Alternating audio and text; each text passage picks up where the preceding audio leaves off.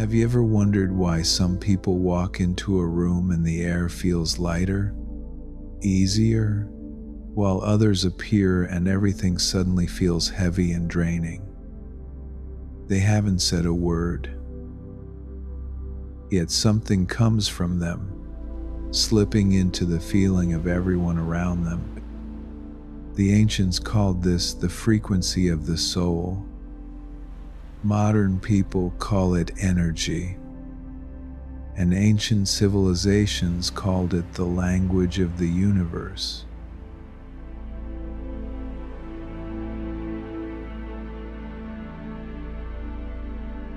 You were meant to find the Source 369.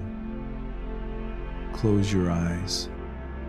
You may drift to sleep. Your subconscious will listen for you. This is not just a meditation. This is a special kind of energy.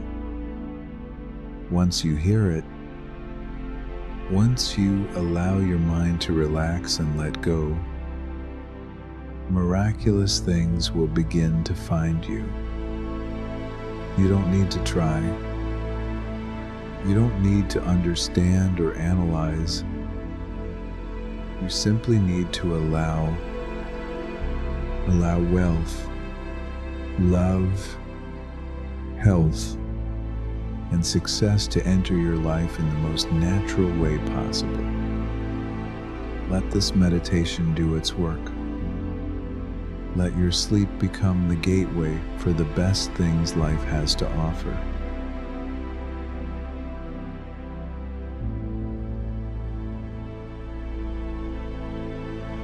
Part 8. Energy and vibrational frequency, the invisible music of life.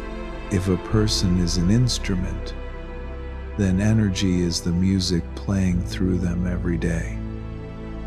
No one is truly silent, even without speaking. Every glance, every breath, every thought is a note, and the whole world is one vast symphony, where every being resonates at their own frequency. Energy is not an abstract concept reserved for those who practice spirituality. It is an obvious reality surrounding and flowing through every object. Science calls it oscillation, frequency, wave-particle duality. Ancient philosophy calls it chi, prana, life force. Whatever the name, the essence is the same. Everything vibrates. The human body is also an energy field. The heart has a rhythm. The brain has waves. Every cell emits a bioelectric frequency. But what's even more remarkable is that thoughts and emotions also have their own frequencies. When we feel joy, energy expands, bright and light. When we feel afraid, energy contracts, dense and heavy. When we feel love, energy radiates, warm and clear. The entire universe operates on the principle of resonance. Same frequency draws together. Different frequencies separate. This is why we feel at ease beside certain people and drained beside others, without anyone saying a word. That is communication through energy, a language deeper than any spoken word. Energy is something we cannot hide. You can smile, but if the energy inside is heavy, others still sense the weariness behind that smile. You can be silent, But if your energy is warm, others will feel safe. It is energy, not words, that determines a person's true influence. A person with bright energy doesn't need to persuade anyone. Their presence itself is the persuasion. A person with dark energy, even when saying the right things, leaves others feeling uneasy. Energy is the truth that cannot be hidden. What's important is that energy is not fixed. It changes from moment to moment depending on what we think, feel, and absorb. Every time we feel angry, afraid, or jealous, our energy settles to a lower frequency. Every time we feel grateful, open, or loving, it rises. No one can stay at a high frequency always. But an awakened person learns to recognize when they are dropping and gently readjust. They don't judge, they only observe. They know energy, like a river, doesn't need to be forced, only guided in the right direction. One of the simplest ways to raise frequency is gratitude. When we genuinely feel grateful, the body immediately emits harmonious waves of energy, expansive and strong. Gratitude softens the heart, opens the mind, and adjusts the entire energy field around us. That is why grateful people always have a natural magnetism, not because they are lucky, but because they are resonating with the energy of abundance. The universe always responds by bringing more for them to be grateful for.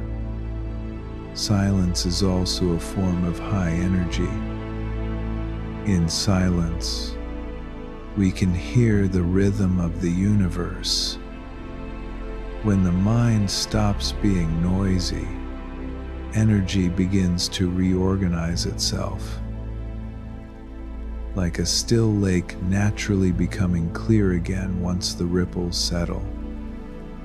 A person who can sit in quiet without feeling emptiness has learned how to tune their own energy. In stillness, every chaotic frequency gradually dissolves, leaving only pure presence. And from that state, every action, word, and decision carries a clearer and more powerful energy. Emotion is the doorway into energy, and breath is the key. When we breathe shallowly, energy gets blocked. When we breathe deeply and evenly, energy begins to flow. The breath is the bridge between body and mind, between the visible and the invisible.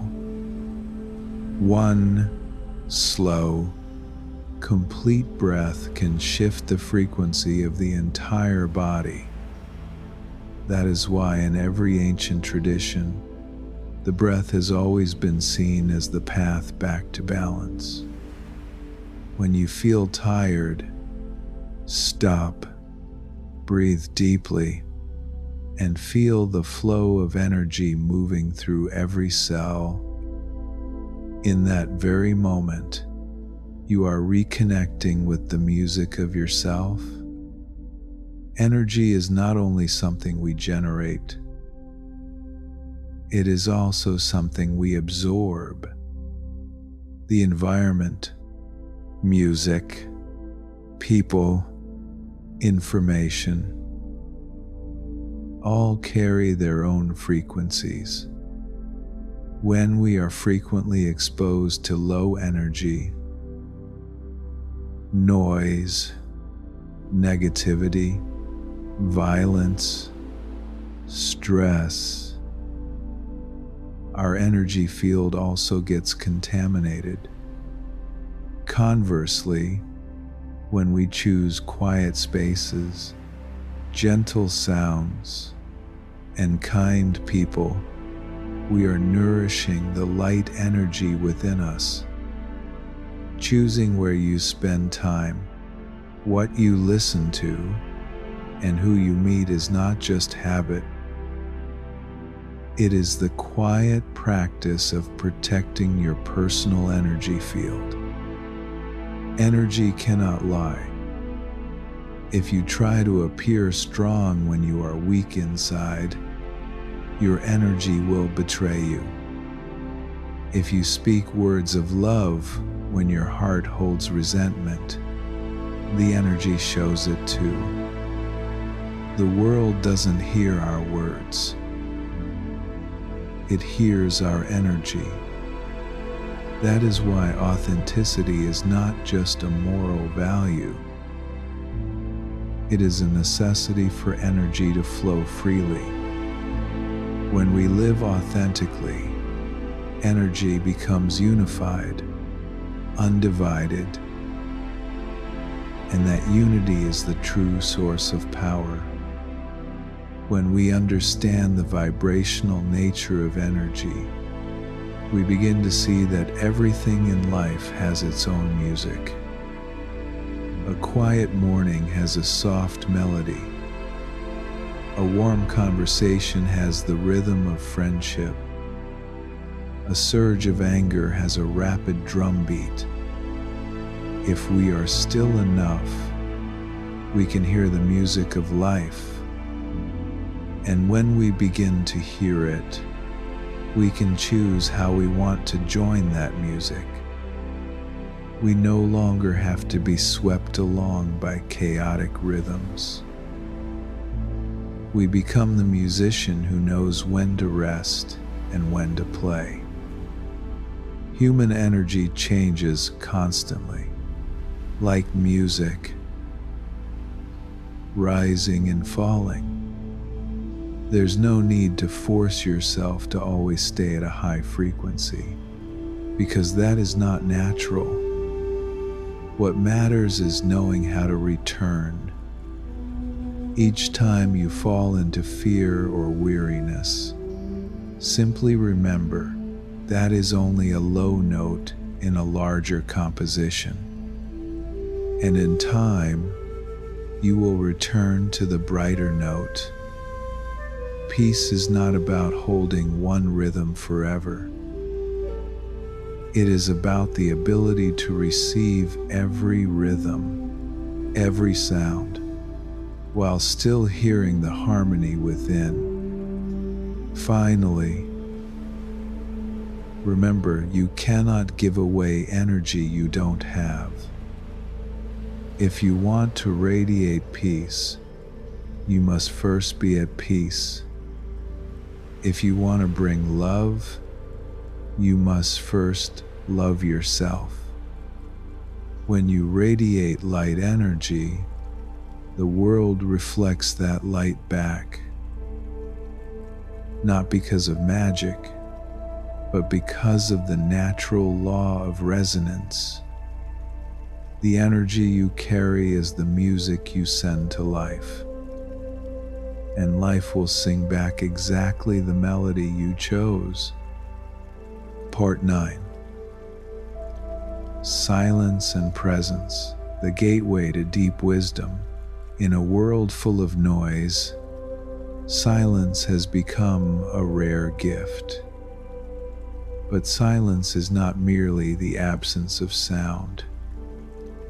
It is a state of mind. When we are no longer tossed by the past or pulled toward worry about the future. It is the space where we stop chasing thoughts, stop resisting emotions, Stop searching for something beyond this very moment. There, we return to presence, a deep form of awareness in which we are no longer just observers of life, but the life that recognizes itself. Modern people have grown so accustomed to noise that they fear silence. They play music when alone, open a screen while waiting, find something to fill the inner gap. But that very gap, if left untouched, is where wisdom is born. Because only when the noise of the mind settles can we hear something more subtle, the whisper of intuition, the pulse of life happening with every breath.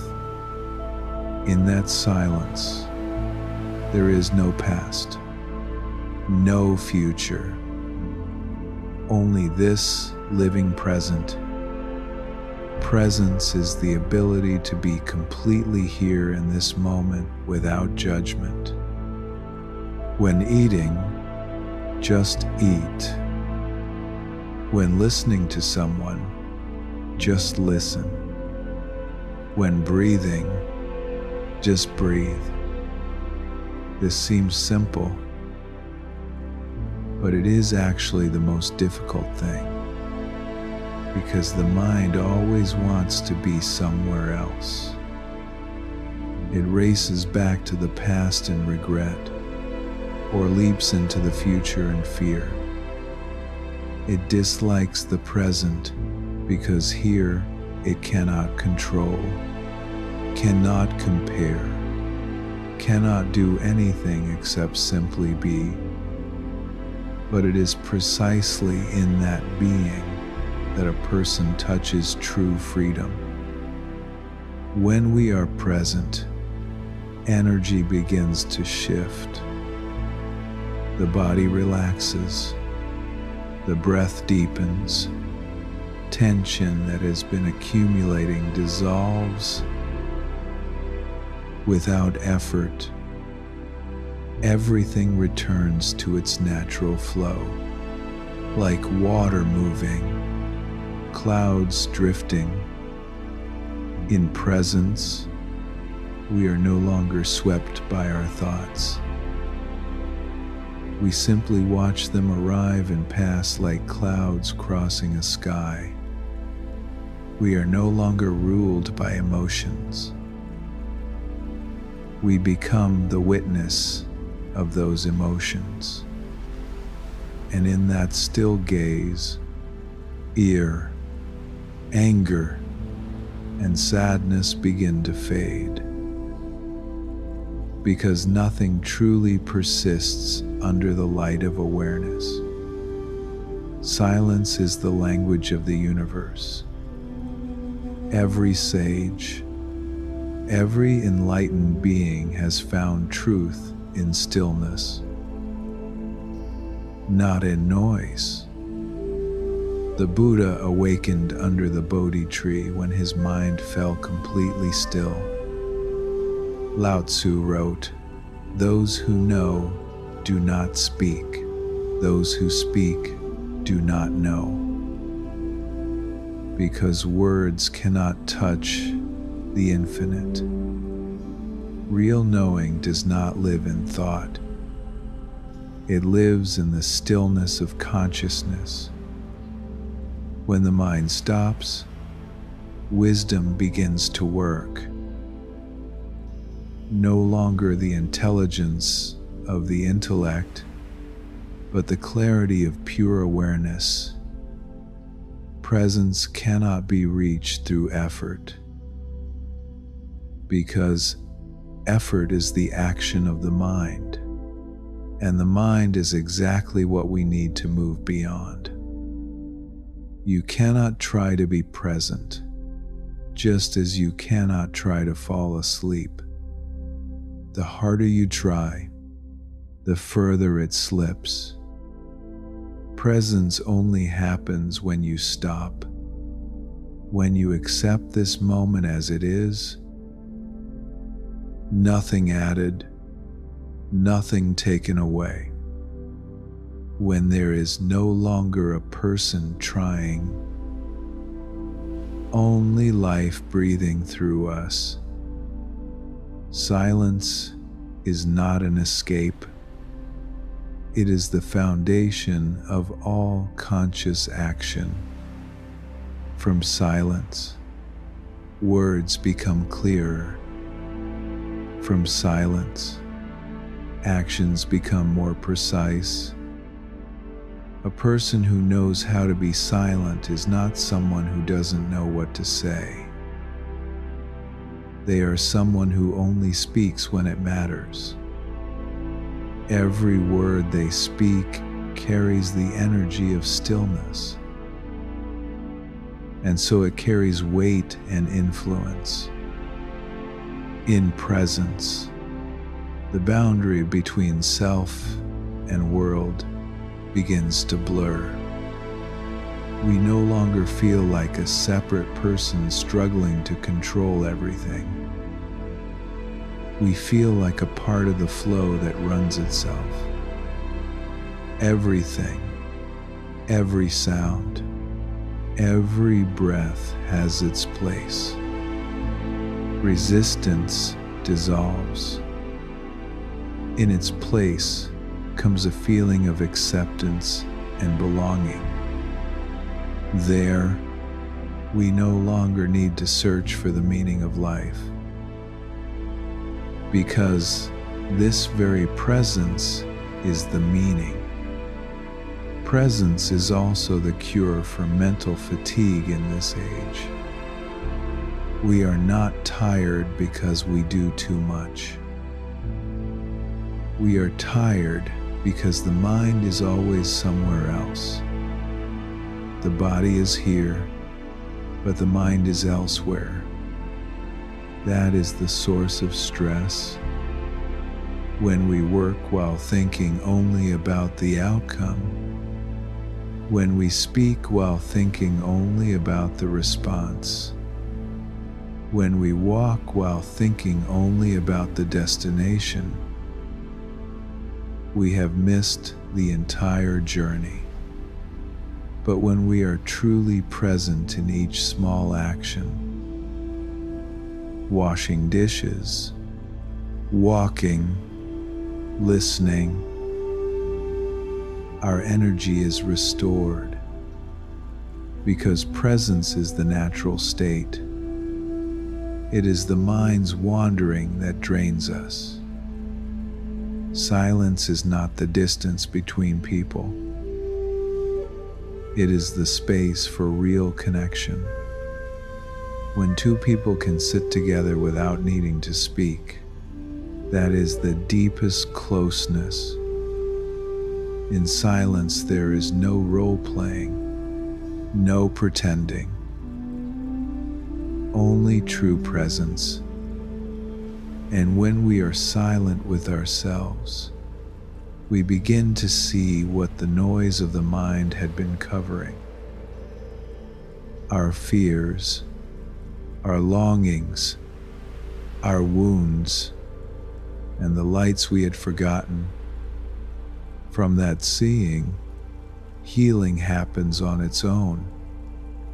When presence becomes a habit, we no longer need to seek silence, because silence is already inside us. We can be in a noisy city and still feel calm. We can be busy and still feel spacious within. That is the frequency of awakening, where the mind is no longer master, only a tool. There, we need not know anything more, because every answer reveals itself in silence. Silence is not the end of the journey. It is the door that opens into the deepest wisdom, where the person and the universe become one. Part 10.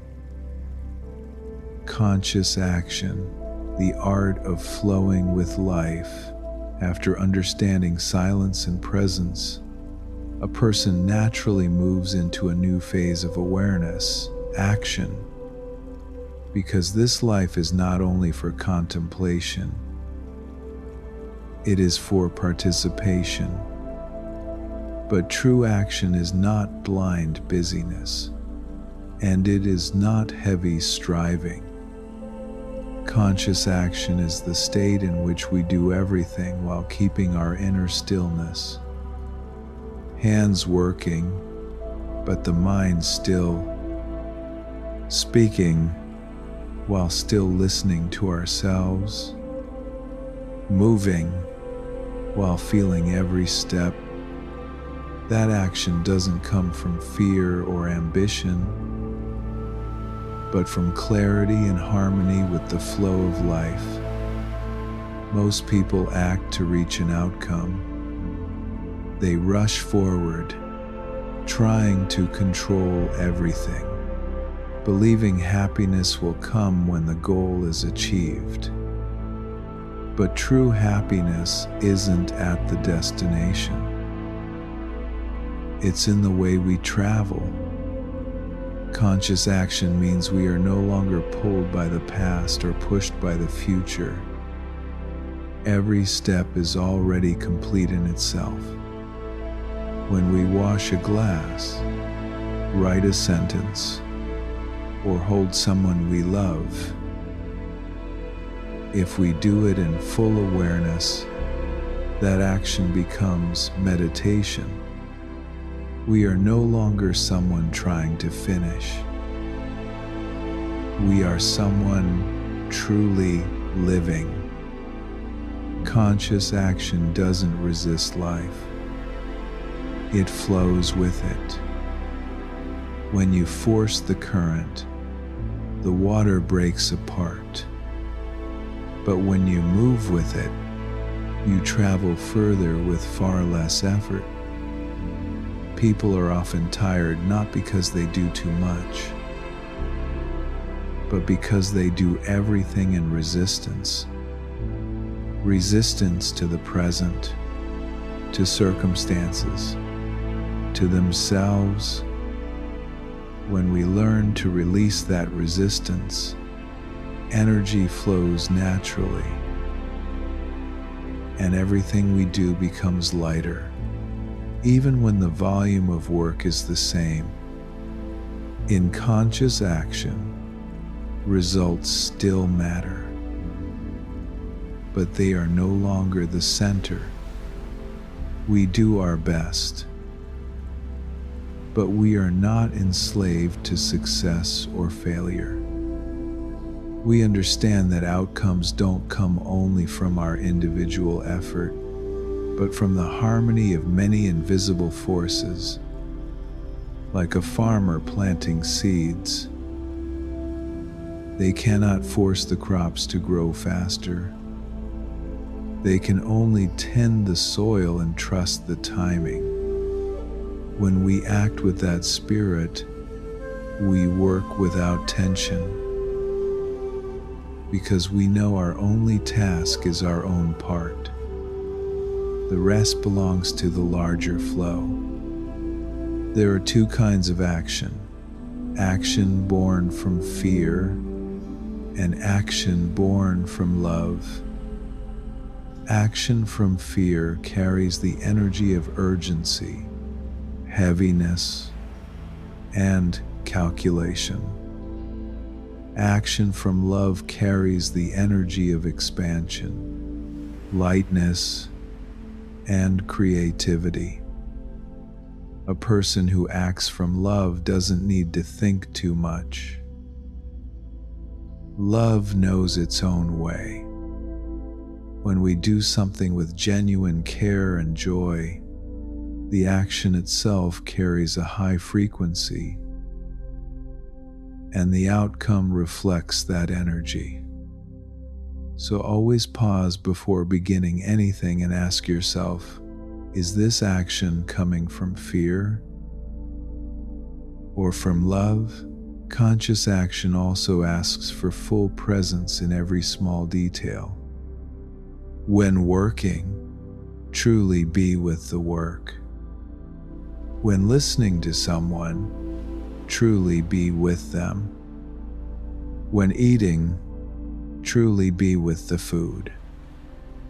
This attentiveness doesn't just make action deeper. It makes your energy concentrated rather than scattered. A person doing something with full focus has more power than 10 people doing it with divided attention. When energy gathers, everything naturally becomes effective without force. This is not a skill, it is a state. The state of someone living in the flow rather than apart from it. What's special about conscious action is that it doesn't exclude rest. Rest is also a form of action. The action of stillness. In rest, energy is restored. The subconscious organizes itself. Wisdom is renewed. Modern society worships busyness and makes people feel guilty for resting. But a tree cannot bloom forever. The sea cannot rise forever. And people need quiet intervals to return to themselves. In those moments, we do nothing. And yet we are doing the most important thing. Re-establishing connection with ourselves. When acting consciously, we no longer need to push ourselves to become successful, because success is no longer a destination. It is an inner state. True success is the ability to do everything in peace. Whether sweeping the floor or leading a company, when the mind is at peace, everything we touch carries good energy. Action becomes art, and life becomes a natural dance. Conscious action also shows us that everything has its own rhythm. Sometimes the moment calls for speed. Sometimes for slowness, sometimes forward, sometimes still. Knowing when to stop is wisdom. Knowing when to move is courage. Both are as necessary as the two movements of breath. Inhaling and exhaling. Life is never a straight line. It is the continuous cycle of rest and doing, stillness and motion, yin and yang. When we understand this, we stop forcing ourselves and begin trusting the natural rhythm of life. A person who lives consciously doesn't do more than others. They simply do it differently. With clarity, with stillness, with complete presence.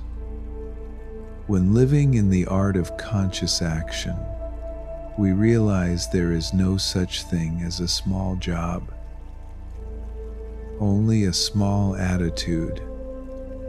Every action can become a path of meditation, and gradually, we no longer separate work from meditation, doing from resting, stillness from movement. Everything flows as one in the current of life.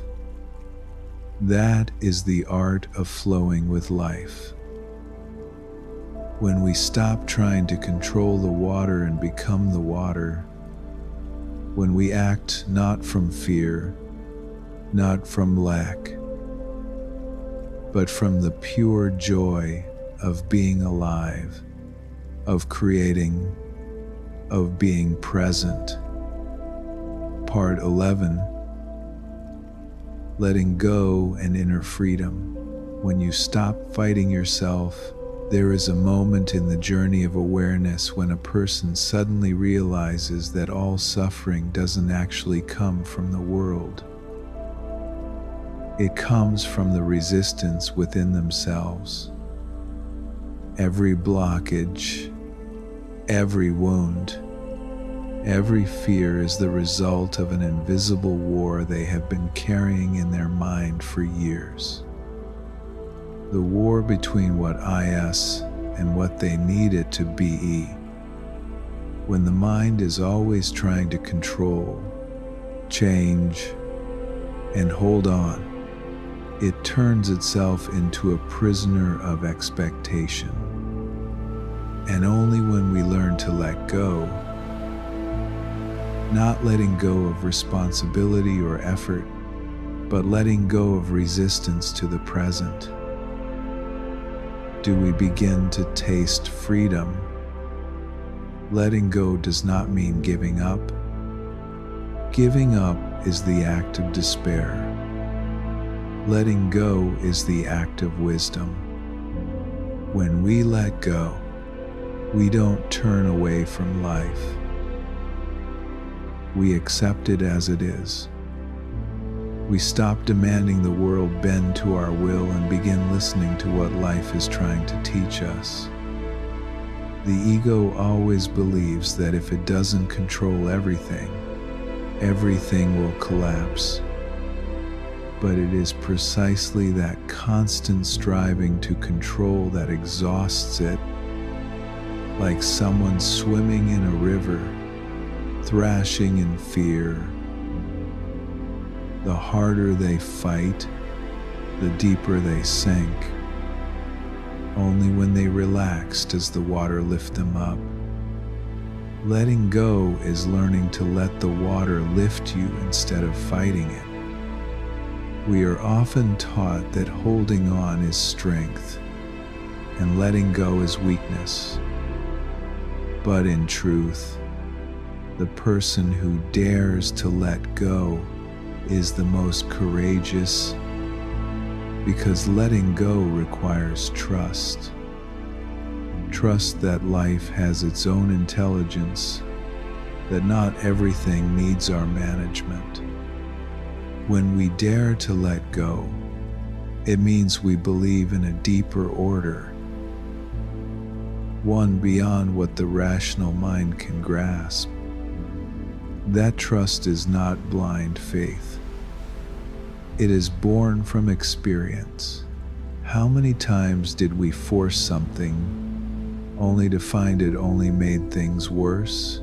And how many times, when we finally relaxed, did everything find its own place again? Life has its own way of arranging things. Letting go is agreeing to let life do its work.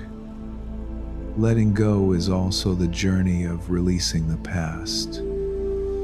Every person carries within them wounds that haven't healed, old grudges, unsettled relationships, words never forgiven, like invisible threads tying them to moments long gone. But the past no longer exists. It only lives in memory. When we keep thinking about something old, we are not truly remembering. We are actively recreating the pain with fresh energy. Letting go of the past doesn't mean forgetting. It means looking back at it with understanding. Being able to say, that once hurt me, but I choose not to carry it anymore. When we can do that, the stuck energy begins to release, and the heart becomes lighter. Letting go also means accepting all of who we are. Inside us are light parts and shadow parts, strength and vulnerability, nobility and impulse. We have spent too many years trying to show only the parts we believe are acceptable, while hiding the rest, denying it.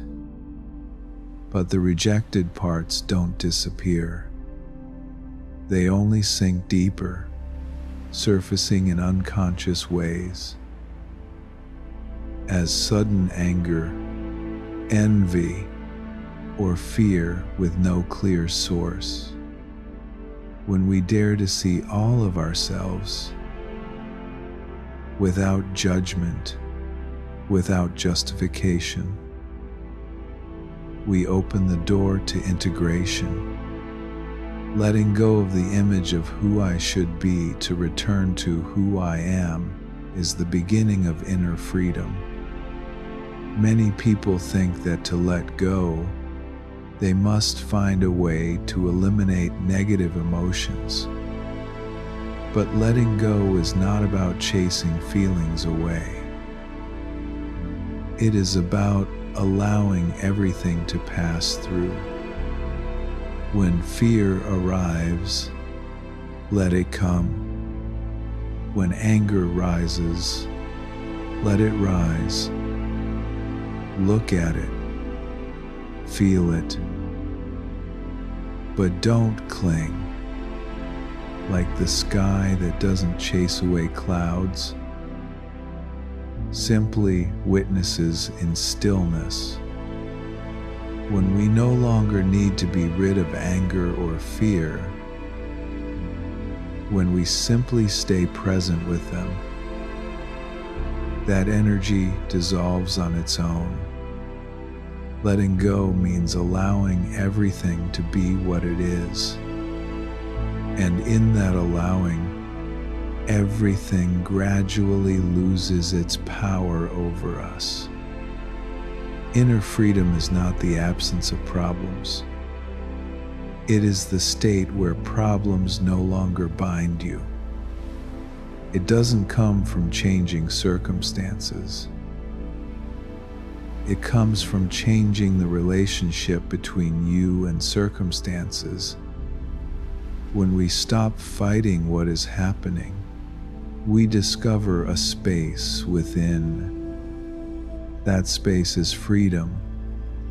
Freedom doesn't mean doing whatever you want. It means not being bound by fear or desire.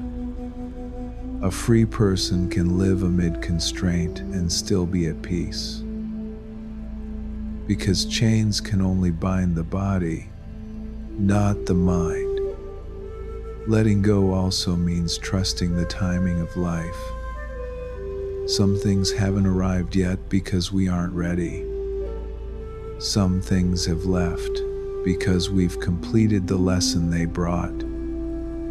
When we try to hold on to a person, a job, or an old dream, we are telling life, I don't trust your intelligence.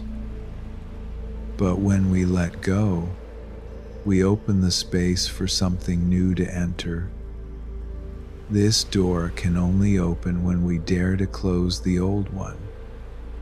Inner freedom, therefore, always comes with trust. When people begin living and letting go, they no longer try to become someone. They live lighter, more naturally, no longer performing to prove themselves. They still work, still love, still dream. But all of it happens with ease. They understand that nothing truly belongs to them, and nothing is truly lost. Everything only comes and goes like waves arriving and pulling back on the shore. The ocean doesn't try to hold the waves, doesn't fear the waves disappearing, because the nature of the ocean is movement, and the nature of life is change.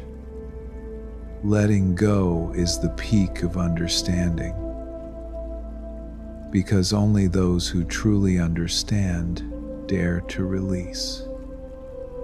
When we clearly see that everything is impermanent, that nothing lasts forever, we no longer need to grip so tightly.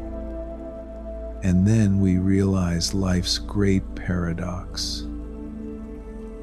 What we try to hold, we lose. What we release, we keep. Not in our hands, but in our hearts. Inner freedom is not far away. It begins from one very simple moment. When we stop fighting ourselves, when we stop trying to be someone else, stop running from our real feelings, stop demanding life be different. In that moment, the mind pauses, the heart opens, and the person returns to the peace that has always been there. Part 12. Love and union. When the self dissolves into the whole, when a person truly understands what it means to let go, they naturally step into a new layer of awareness, the layer of love. Not the love tied to possession or longing, but love as a state of being. A quiet but boundless stream of energy that needs no reason to appear, no object to be directed at. It doesn't belong to impulsive emotion, nor does it depend on reciprocation. It is the union of everything. The moment we no longer feel ourselves as separate from the world, but as a part of life breathing in the same rhythm as the whole. In the old layer of consciousness, people love as a need. They reach for each other to fill a gap, to find safety, to be confirmed. But when they don't yet understand themselves, love easily becomes a binding thread. The ego wants to possess, wants to be loved the way it wants the other to become the ideal version in its imagination. And when that doesn't happen, suffering follows, and they call it heartbreak. But in truth, that is only the disappointment of the ego when expectation is broken. They didn't lose love. They only lost the illusion of love. True love doesn't come to possess. It comes to liberate. It doesn't make people want to hold on. It makes them want to give. When loving in awareness, we no longer love someone. We love through someone. That person is only a mirror reflecting the love already inside us. And when that mirror is no longer there, the love isn't lost.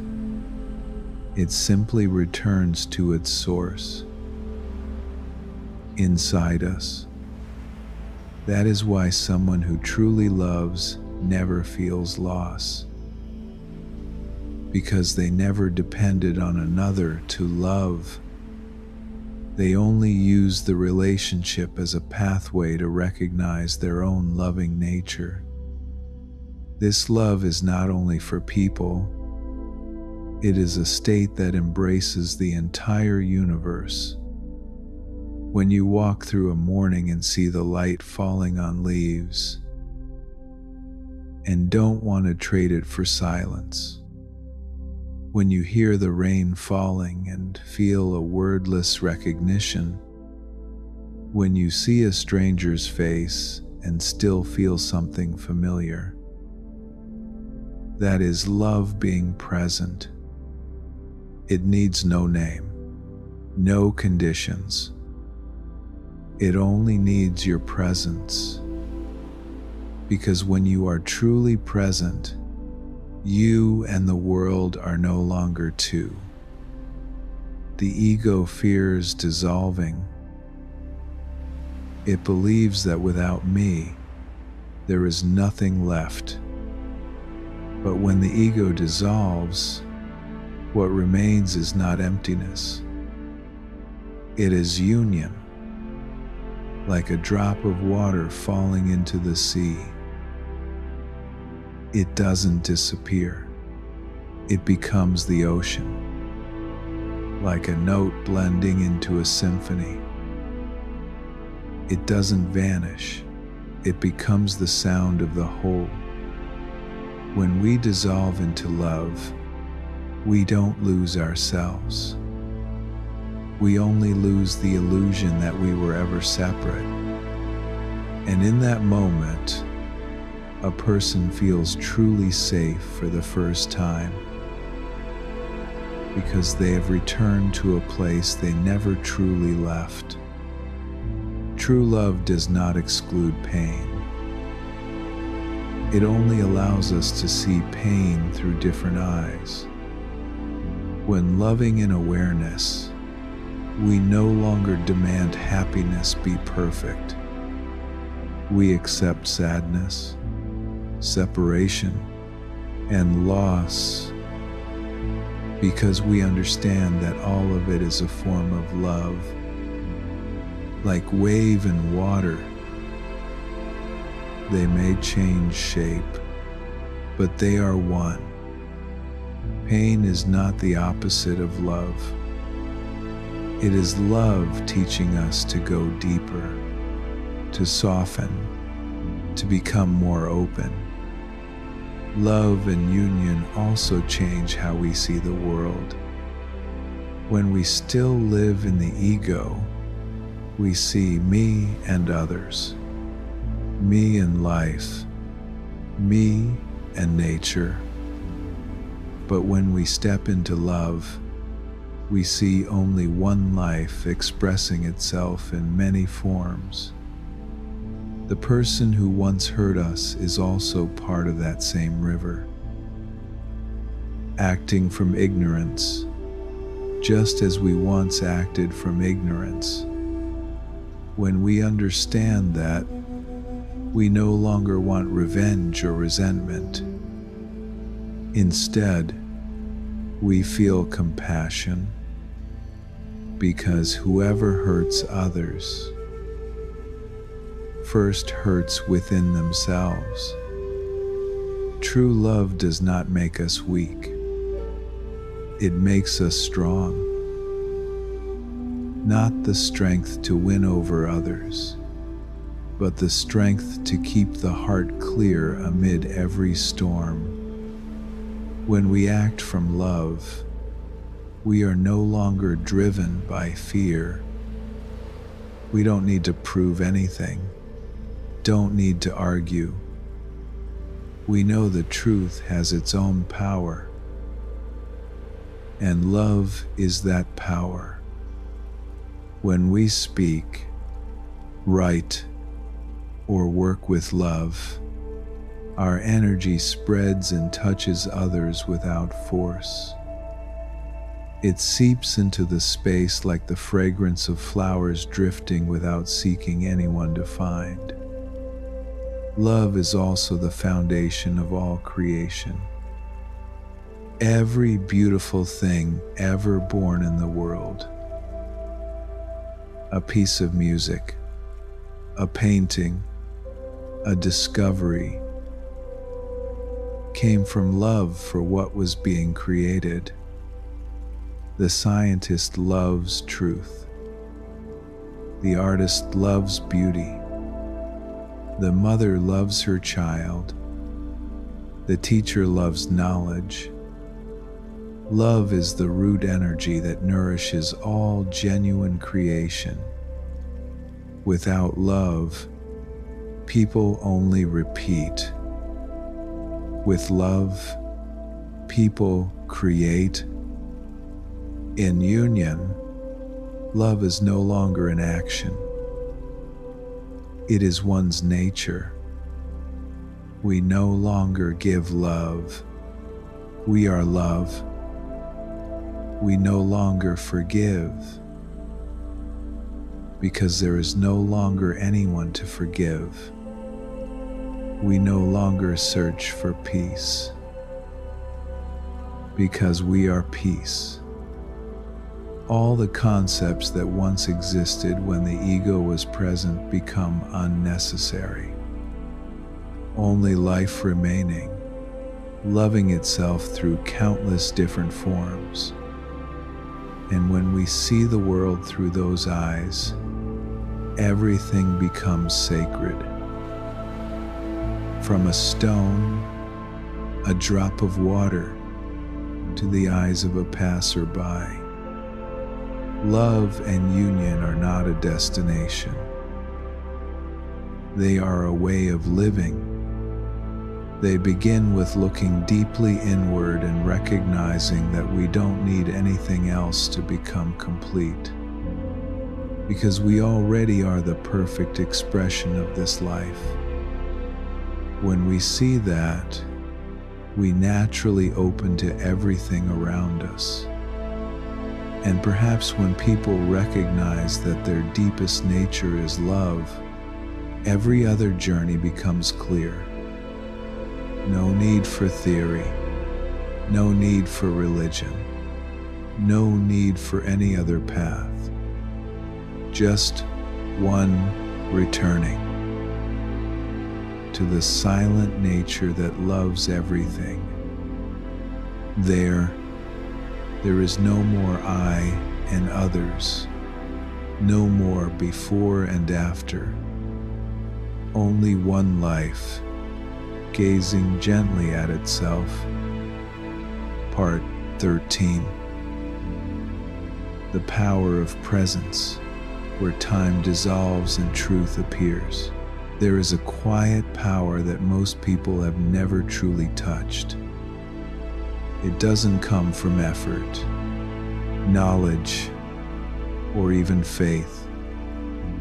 It comes from presence, the state in which you are completely here, no past, no future, no judgment, no craving. In that moment, time dissolves. What remains is pure life, recognizing itself. Most people live in memory and imagination. They don't truly inhabit the present. The mind, like a machine, endlessly generates images of me and my life. What already happened and what might happen. In that game, the present is obscured, though it is the only thing that truly exists. The past is only memory in the mind. The future is only imagination in the mind. Only the present is alive, always new, always unfolding. And when we lose the present, we lose life itself. Presence is the ability to stop and see everything as it is. Not through the filter of memory, not through the lens of fear or expectation. When you truly look at a flower without naming it, without thinking beautiful or ugly, just see it, feel it. In that moment, you are present. When you hear rain falling without wanting it to be something else, when you feel breath entering and leaving without wanting it to be different, that is presence. There is no listener and no sound, only pure listening. Presence is not a skill. It is a returning We don't need to learn how to be present. We only need to stop long enough to see that we never truly left it. We were only covered by layers of mental noise. The noise of memory, of fear, of worry, of desire. When those noises settle, what remains is not emptiness. It is a bright, still, energy-filled space. That is life itself, needing no name, no purpose, only to be recognized. The power of presence lies in freeing us from psychological time. Psychological time is what makes us suffer. It is when we live in the past of regret and the future of anxiety. We always think happiness will come later. When we achieve something, when someone changes, when circumstances are different, but later never comes, because when it arrives, it is still now. And if we cannot be happy in now, we cannot be happy anywhere. When we are truly present, the things that once made us anxious lose their power. Fear only exists in imagination, in what might happen. In the present, there is nowhere for it to live. Simply look directly at this very moment. Is there truly something wrong right now? No. Everything is as it is. Only when the mind intervenes, comparing, analyzing, predicting, does suffering begin. Presence is stopping before the mind can interfere. Breathing deeply, feeling, accepting. The true power of presence is healing. In the present, the body relaxes, the nervous system rebalances, breath deepens, the heart beats more evenly. Energy begins to flow naturally. All wounds, physical and emotional, heal in the quiet of presence, not through effort, but because in that space there is no resistance.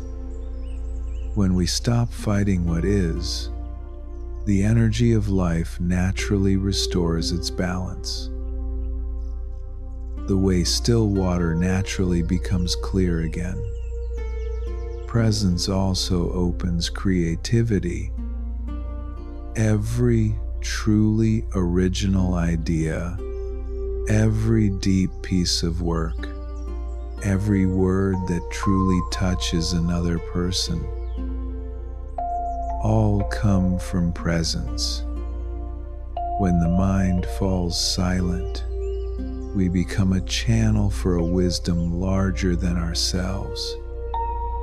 That is why every person who has ever touched the heights of creative expression, artist, philosopher, scientist,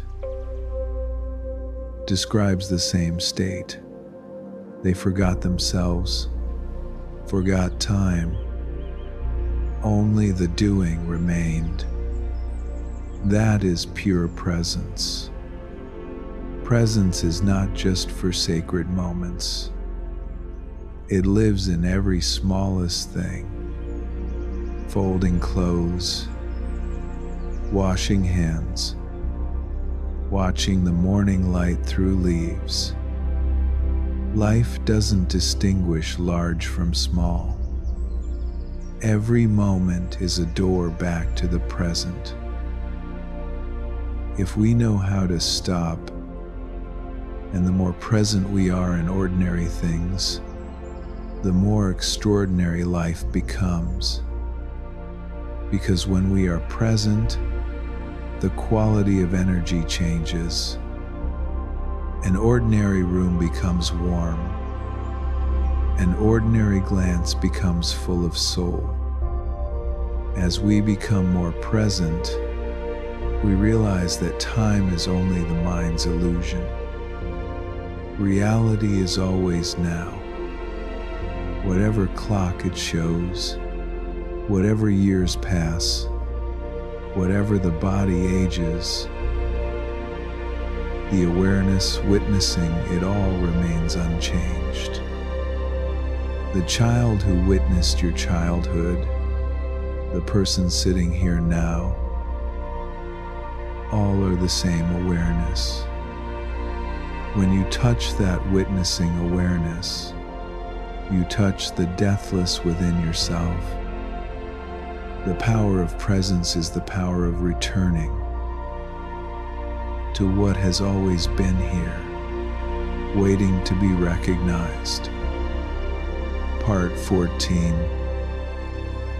The wisdom of silence. When words are no longer enough, there is a wisdom not born from books, not carried in words, and not teachable through argument.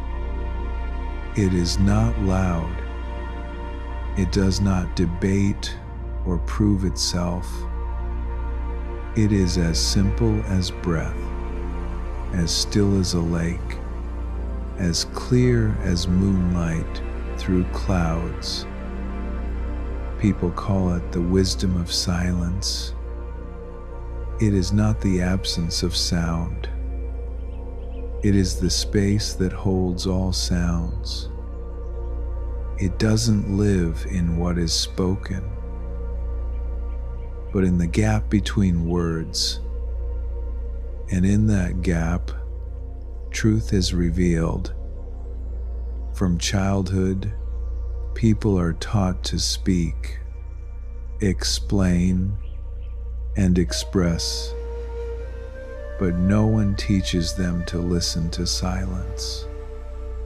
So they speak a great deal, yet understand very little. They try to define everything, but the more they define, the more the essence slips away. Like stirring water to find the moon's reflection. The more you stir, the more the reflection shatters. Only when you stop, when the water stills, does the moon appear. The wisdom of silence works the same way. It only appears when the mind stops stirring. In silence, we begin to see clearly every movement of the mind. Thoughts arrive and go. Emotions rise and dissolve. Images appear and fade. We recognize that everything is born and passes, except one thing, the one who is watching. That witnessing is pure consciousness. Nameless, formless, boundless. When we touch it, we are no longer the one seeking truth. We become truth itself. The wisdom of silence doesn't reject words. It only places words in their right position. Words are a finger pointing at the moon, not the moon itself. Every philosophy, every sacred text, every religion is only a boat carrying us to the other shore, not the other shore itself. A person who doesn't understand this clings to scripture, argues about right and wrong, defends their view as if defending their life. A person who understands only smiles. They know all language is limited, and truth cannot be enclosed within those limits. When real wisdom appears, words become superfluous. Silence is not about retreating from life. On the contrary, only in silence do we truly hear the heartbeat of life. When we sit still and listen, we begin to sense the music of the universe, the wind through leaves, the sound of our own heart beating, the breath of the earth. Every sound becomes sacred because we are no longer hearing with ears, but with presence. In that state, there is no distinction between listener and sound. Everything is one single movement. The wisdom of silence also nurtures compassion. When the mind is still, we are no longer covered by judgment. We see others as they are, souls learning to find their way home. And in that seeing, love naturally arises. No need to force forgiveness, because there is nothing left to release. No need to force understanding, because everything is already clear.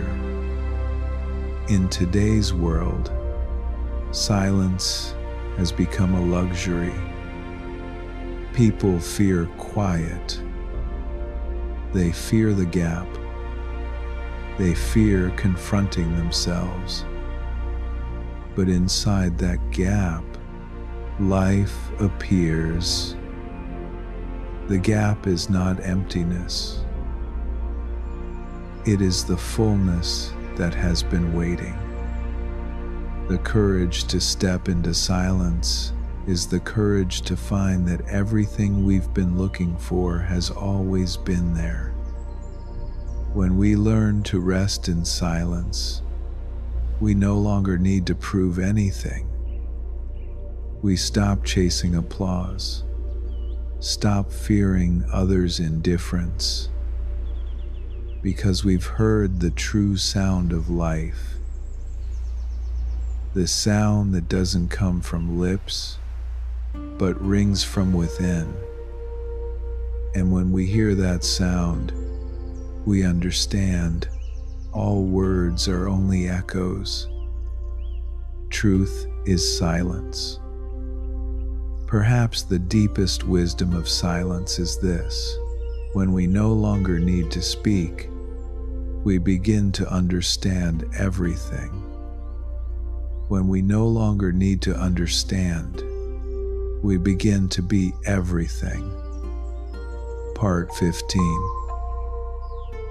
The final transformation, when you become one with life. When a person has traveled to the farthest edge of knowing, experience, and seeking, they realize there is nowhere left to go. Every question that once drove them forward now dissolves into silence. Every path that once promised liberation is now just footprints in sand. And in that moment, the miraculous happens. They stop, and it is precisely in that complete stopping that the final transformation occurs, not because they achieved something, but because they stopped trying to achieve anything at all. The ego, the one who has been searching, fearing, longing, dissolves into the space of awareness. and what remains is pure life, recognizing itself through human eyes. That is the moment all separation ends. No longer I and my life, no longer I and others, no longer I and the world. Only one invisible life, full and complete, expressing itself through countless different forms. Human, flower, sound of rain, light, breath. Each is a door opening to the same source. When this is seen, a person no longer feels like a lost wanderer in the universe. They are the universe, temporarily wearing the form of a person to experience itself. This transformation doesn't create a new person. It erases the illusion of the old one. The ego is not destroyed. It is seen for what it truly is, a temporary role. Like waking from a dream, the character in the dream doesn't need to be destroyed because it was never real. When woken, the dream simply dissolves. And when the light of awareness shines fully, every fear, every craving, every label that once defined us loses its power. Not because we fought them, but because we no longer believe they are who we are. When the ego dissolves, love becomes natural. No longer a giver and a receiver, no longer a border between compassion and clarity. Love is no longer an action. It is a state. A person who has reached this union doesn't practice love anymore. They simply are themselves, and their very presence naturally radiates love.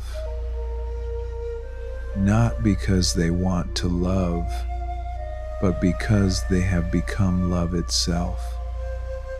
Life, seen from this place, is no longer something to be understood.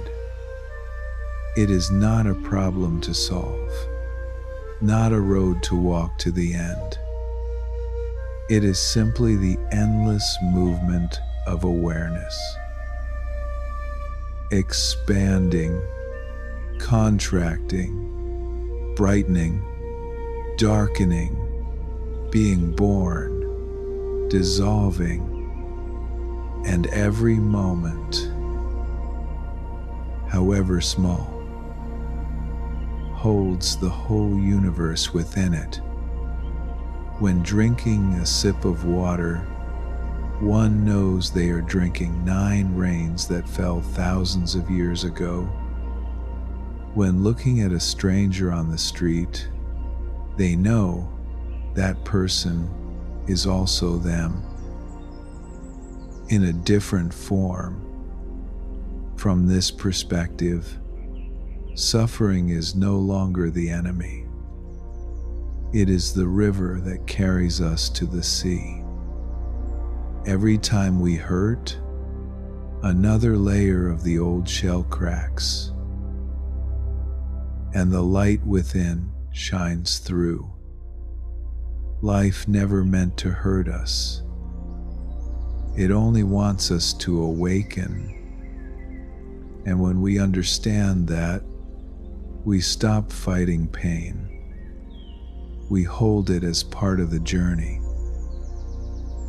The way night is an inseparable part of day. When we stop running, pain loses its power. It dissolves into understanding. And in that moment, every wound becomes a doorway for light. A person who has merged with life no longer searches for meaning, because life itself is the meaning. They don't ask, "How should I live?" because they know life already knows how to live. They don't ask, "Where should I go?" because everywhere they arrive is here. They live simply, lightly, deeply, and completely.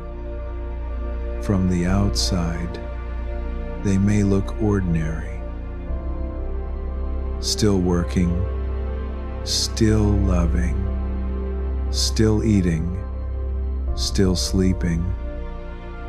But inside them, there is no more tension, no more resistance. They work not to reach success, but for the joy of doing. They love not to be loved in return, but because love is their natural breath, they give not to receive, but because they've realized there is no one to give to. Everything is one circulating stream of energy.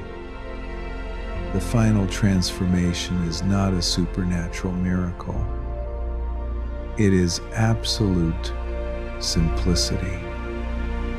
When every layer of definition falls away, what remains is life.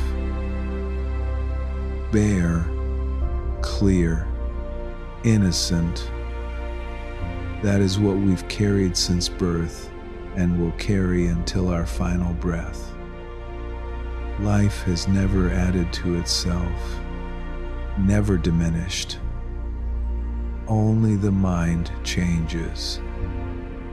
When the mind is still, we see life in its original form. And in that moment, people realize they have never been separated from the source, have never left the sacred, have never lacked anything. They have always been in the flow from the very beginning. The merging with life is not the end of the journey. It is the beginning of a new way of living, where every moment is sacred. Every person is a reflection. Every experience is worth cherishing. No more fear of death,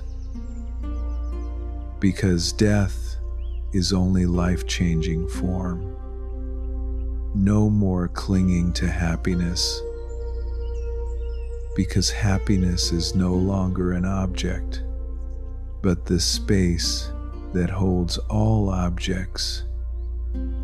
And when a person has truly merged with life, they no longer need to say anything, because every word has become unnecessary. They only smile, pass through the world as lightly as wind, leaving behind a stillness that makes others naturally look within themselves. Not through teaching, but through presence. They don't try to help anyone, yet their very presence is the help. Because wherever they go, the energy of awareness spreads, awakening what sleeps quietly in others. The thing every soul has always known but forgotten in the dream of the ego. The journey never truly began, and it will never truly end. No one went anywhere. No one arrived anywhere. No one was enlightened. Only life, expressing itself, manifesting, opening its eyes to see itself through 10,000 forms. Everything we believed was the journey turned out to be a dance. The dance of the universe in the joy of its own awareness. And when we truly see that, we no longer need to try to merge with life, because we realize we have always been it. And that is the final transformation. When the question dissolves into silence, when silence becomes the answer, when life is no longer observed from the outside, but lived from within, when all suffering, all longing, all seeking becomes the one thing it always was, the pure presence of consciousness. Living, loving, and being